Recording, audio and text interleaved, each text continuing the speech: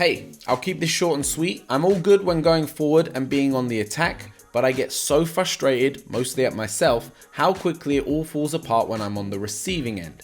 Any advice on how to handle the pressure of being attacked more, or ways I can ensure it doesn't happen? Great question. I think that is such a relatable question for so many people. And the way I kind of like to sum it up is, you enjoy being the hammer, but you're not so good at being the nail. You're all good when you're the one dishing it out, but when the pressure comes back on you, you find that you're just shelling up, your breathing goes out of whack, everything gets out of control, and you kind of struggle to make a recovery back from that.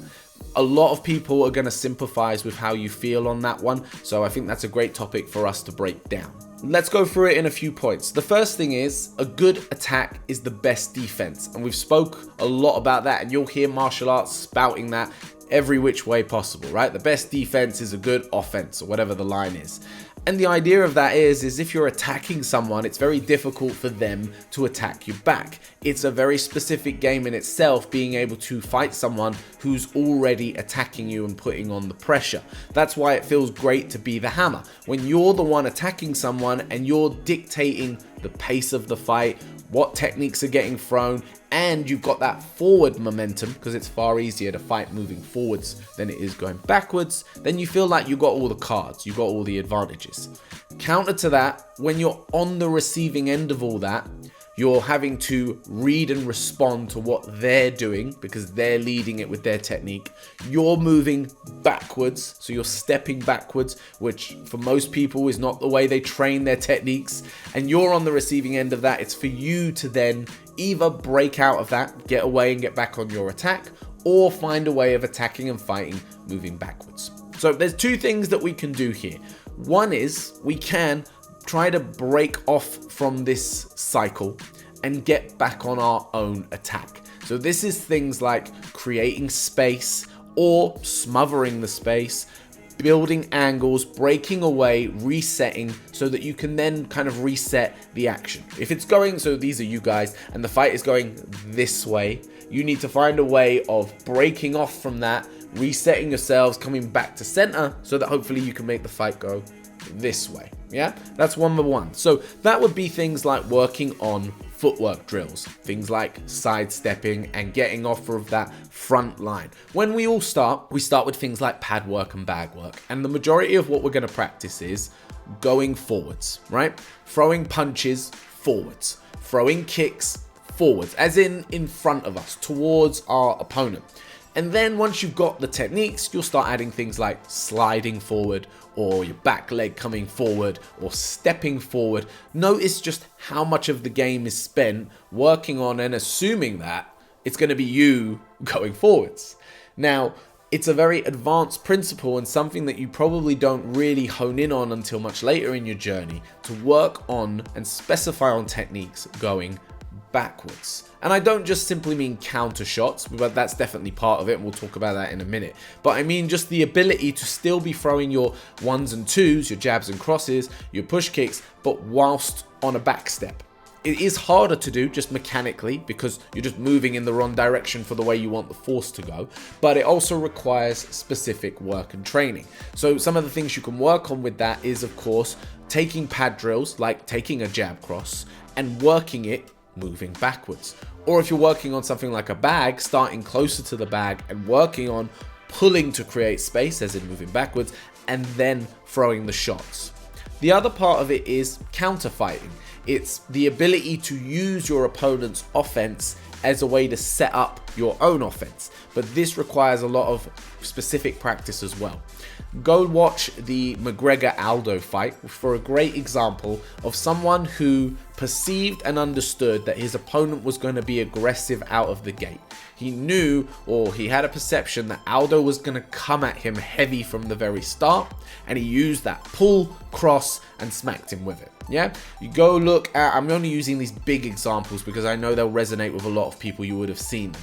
The Askren-Masvidal fight with the famous flying knee. It's another example of really knowing that your opponent's going to come at you. In the Askren example, he knew the first thing Askren was going to try to do was to shoot in on the legs, drop his head down to try to get in on the hips, and Masvidal planned it beautifully, timed it beautifully, and caught him with the knee. Now, you can call both of those situations luck and say 9 times out of 10 that shot misses and the fight plays out a completely different way, but they played out the way they did. And these opportunities, or in these instances, they resulted in the person on the back foot or on the counter, maybe not on the back foot in Masvidal's sense, but if you know what I mean, the person countering the attack taking the win. You can look at fights like, or fighters like Israel Adesanya, Valentina Shevchenko. They make a whole career out of letting people initiate the offense to create openings to hit them with the return. The other thing to look at and work on is actually just spending time being the nail and getting more comfortable in that uncomfortable scenario. I've recently started training in Brazilian Jiu-Jitsu, and the thing that has struck me most, rather than just the complexities of understanding what's an arm bar, what is all the different positions, how to transition, where to put my weight, the biggest thing is the level of discomfort that particularly higher grades can create. When you lie on with a white belt, you roll with a white belt, there's like a pressure, there's a give and food back and forth with you. But when a purple belt or a brown belt is on top of me, the pressure is almost enough to make me tap.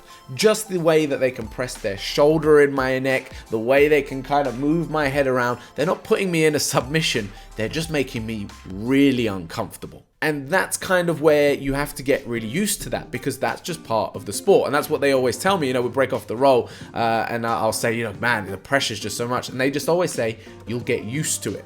So it's not like when they're on the bottom, that people aren't applying that same pressure. It's just that they're used to being there and they're used to feeling that and not allowing it to kind of wreck their game and make them make mistakes. And the same thing can be said for striking. And I've got a lot more experience with striking, so I can say this. In striking, you get used to being punched. No one ever likes it, no one ever enjoys it, but you get a lot more used to it. You get used to feeling that forward pressure and finding solutions for how to break out of it and get away. Now, I've not gone into any specifics in this video because we'll do that on another day. We'll talk about some specific drills for fighting backwards. This is more, I just wanted to give you some philosophy and some ideas for what you could take away. So let's go through them. One is practice fighting on the back foot. So do drills that move you backwards. Work on your techniques going backwards, creating space.